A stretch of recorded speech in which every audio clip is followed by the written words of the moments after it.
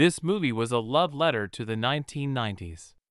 I grew up on the version of the Turtles that started airing when I was 9 years old. In that series, Hamato Yoshi flees Japan, takes up residence in the sewers of New York, gets himself 4 pet turtles, then is exposed to a mutagen that transforms the turtles into humanoid turtle hybrids and himself into a half-rat ninja master. Imagine my surprise when the 1990 film came out, and instead of being Hamato Yoshi transformed, Splinter was Yoshi's pet. I had friends that were able to clear up the problem for me. You see, it wasn't the 1990 movie that was wrong, it was the 1987 television show. Both of them were based on a comic book, and in the comic book, the original source material, Splinter was Yoshi's pet rat.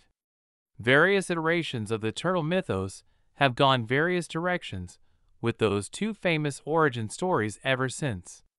In this newest version of the Turtles, Splinter is voiced by the masterful, expressive, and criminally underutilized Jackie Chan. In this version, Splinter is a street rat that takes the 4 famous brothers under his wing, adopts them as his sons, and then gets a book on martial arts to train his new family how to defend themselves. There's no mention of Hamato Yoshi anywhere that I noticed in the entire film. So I propose a question: is this the same character? Certainly there are elements that are the same. It's the same name. It's the same relationship with the turtles.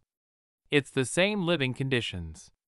He occupies the same place in the mythos. There are also differences, such as no relationship to Ninja outside a cheap book that was flushed down a drain, and no connection to the human world. It's a different voice actor. It's a different animation style. He's wearing different clothing. The end of the story is different. Is it the same character or not? This conundrum even plays out with real people. My favorite example is Prince John from the Tales of Robin Hood.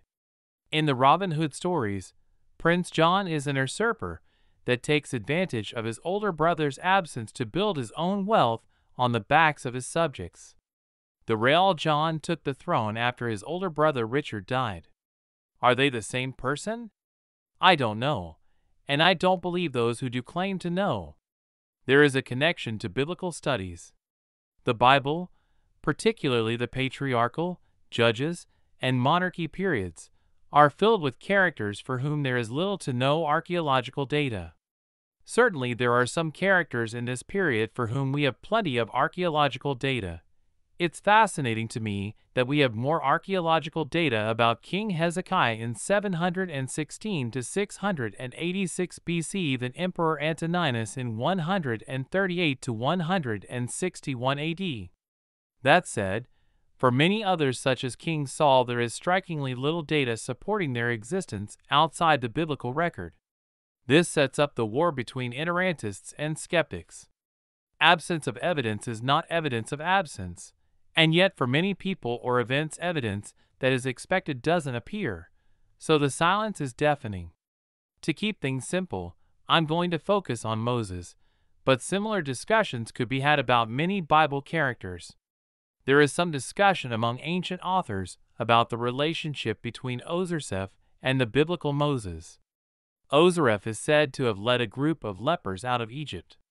Other stories of Moses, for example in Artapanus, describe him leaving Egypt in shame, becoming a great general, then returning to Egypt to conquer it before being ousted by the established Pharaoh. It is fairly well established that the name, Moses, is Egyptian, and the same as the suffix of several well-known Egyptian names such as Ramses, meaning begotten of Ra, and Thutmose, meaning begotten of Thoth. In Egyptian, it means begotten of, which leaves it kind of awkward that Moses is just begotten of, without telling us whom he is begotten of.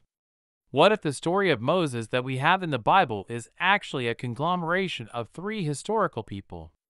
To be clear, I'm not saying I believe it.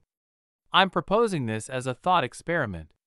What if there was a something Moses, maybe a Thutmose, that led an army, and another something Moses, maybe a Ramses, that established a community in Judah, and Osiris that was a priest that left with a bunch of lepers.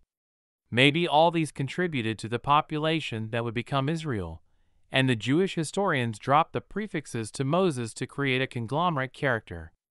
If this is what I were doing, and I were an Iron Age author, I would signal this to my more well-educated contemporaries by something like dividing Moses' life into 3 equal parts, say 40 years in Egypt, 40 years in the desert as a shepherd, then 40 years wandering in the wilderness. Imagining that is what happened for a moment, with nothing more than speculation to back it up or refute it, would that mean that Moses was all 3 of these people? None of these people? The most important of these people? The least important of these people? I don't know, and I don't believe anyone that claims to know. What if only 2 of them contributed to the original story? What if the bulk of the story was based on one, but particular elements were drawn in from the other 2?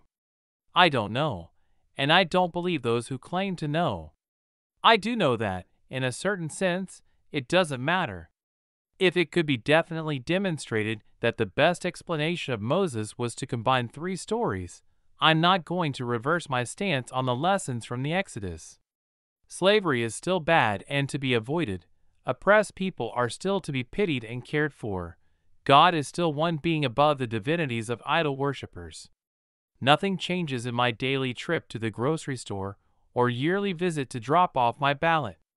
Even if the stories were a conglomeration, they are still profitable for doctrine, for reproof, for correction, and for instruction in righteousness. 2 Timothy 3 verse 16. That's why I don't get too hung up on the inerrancy debates. I'm more inclined to think that there really was a Moses. He really did lead a slave rebellion. There really were signs and wonders credited to him, and he really did lead people through the desert. I'm less inclined to try to convince others that it happened exactly that way. I would rather see people visit the afflicted and remain unstained in accord with pure religion, James 1 verse 27, than obsess over myths and genealogies, 1 Timothy 1 verse 4, and get caught up in arguing over the Torah. Titus 3 verse 9, there is a place for all these things. Ecclesiastes 3 verses 1 to 8, but there are some things that are here just to sharpen our pursuit of the truth, and we need to put those after the pieces of truth we have already found.